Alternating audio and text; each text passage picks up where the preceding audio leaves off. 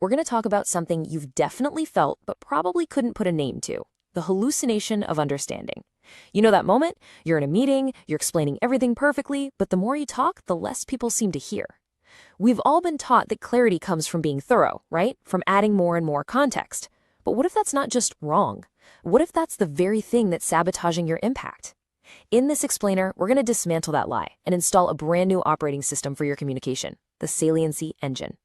And this right here, this is the core paradox we have to tackle. It feels completely backwards, doesn't it? Our gut tells us that influence is about being the most helpful, the most thorough person in the room. But the hard truth, which we know from how our brains actually create and understand language, is that the brain operates on a strict budget. It doesn't reward volume, it rewards efficiency. Real communication isn't about flooding the room with information, it's about the sharpness and the contrast of the message. So let's just put ourselves in that room for a second. You've got the data, you've done the work, and you lay out this detailed, thoughtful, step-by-step explanation. You are covering all the bases. But instead of engaged nods, you see that all too familiar sight: eyes glazing over, people shifting in their seats, maybe even a quick glance at a phone. That feeling of your brilliant idea hitting a brick wall, it isn't because you lack facts or intelligence. It's because you are sabotaging your own signal by burying it in noise. You think you're building a case, but what you're actually doing is bearing the verdict. This isn't a failure of your intellect, it's a failure of your delivery system. So what's happening here? Well, what you're experiencing is a systemic error, a bug in our communication software I call the influence glitch. It's a state of high information entropy, which is just a fancy way of saying there's way too much random, disordered information. It's like trying to listen to a radio station that's drowned in static. Your core message, your signal, is completely lost.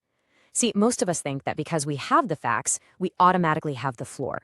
But the brain has a built-in defense mechanism against this, and understanding that is the first step to finally being heard. Okay, so this is the saliency glitch in action. The listener's brain is basically a prediction machine, and it's constantly running a cost-benefit analysis on everything. When it detects low-density speech, speech that's filled with qualifiers, rambling justifications, and meandering context, it predicts a very low return on its energy investment. So what does it do? It switches to a more valuable task: its own internal thoughts. This is what creates that heavy verbal fog you can literally feel in a room. It's not just boredom, it's a biological veto. The listener's brain has actively decided that listening to you is not a good use of its precious energy. And this slide illustrates the core conflict perfectly.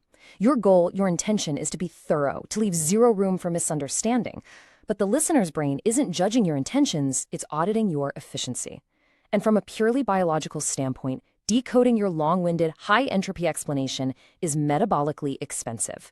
It literally costs energy that the brain would much rather save for more important tasks. So when it's faced with a high-cost, low-value signal, its prime directive kicks in: conserve energy. It issues a veto. It shuts down the connection to protect its resources. So what does this glitch actually sound like out in the wild? Well, it sounds like these phrases. Do any of these sound familiar? When you hear yourself saying "just to be clear" or nervously asking, "does that make sense?" it's often a sign that your own brain has detected that the listener is disengaging. It's a panic response. You sense the verbal fog you've created, and your instinct is to add more words to fix it, which of course only makes the fog thicker. These phrases aren't just verbal tics. They are the audible symptoms of a neural hijack. And here's the real kicker: the long-term damage. This isn't about losing one moment in one meeting. Every single time you let the saliency glitch run, you are conditioning the people around you. You are creating conditioned static. Think about it. You are literally training their brains, like a Pavlovian response, to associate your voice with low-value, high-cost information. Over time, the room learns that when you start talking, that's the official signal to check out, to check their phones, to retreat into their own thoughts. You become predictable, ignorable, background noise. But here's the good news. There's a fix. We are not just here to diagnose the problem. We are here to install a high-performance solution. We're replacing that glitchy, people-pleasing script with the saliency engine.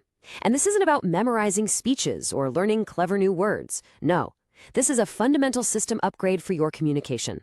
We're going to use a specific 3-part compression protocol to eliminate the filler and turn your communication from a flickering light into a precision laser. So how do we do it? Here's the framework. It's a structured three-part approach designed to systematically get your impact back. First, the justification audit, where we're going to reorient your entire goal before you even open your mouth. Second, silence engineering, where we weaponize the pause. And third, noun-based weighting, where we strip your language down to its most powerful active components. This isn't just a new technique. This is a RAM upgrade for your influence. This is your influence accelerator. Step 1 is the justification audit. And this is a radical mental shift. For your entire life, you've probably started by asking, how do I explain this? That very question is the source of the glitch. It primes you for over-explaining. The new question is, what is the one result I need to command? For example, instead of explaining market trends for 5 minutes, your goal becomes, secure the $50K budget. This new question forces you to find and delete all the why noise, the backstory, the justifications, and just deliver the command. You stop hoping to inform the mind and you start intending to strike the nerve. Next up, silence engineering.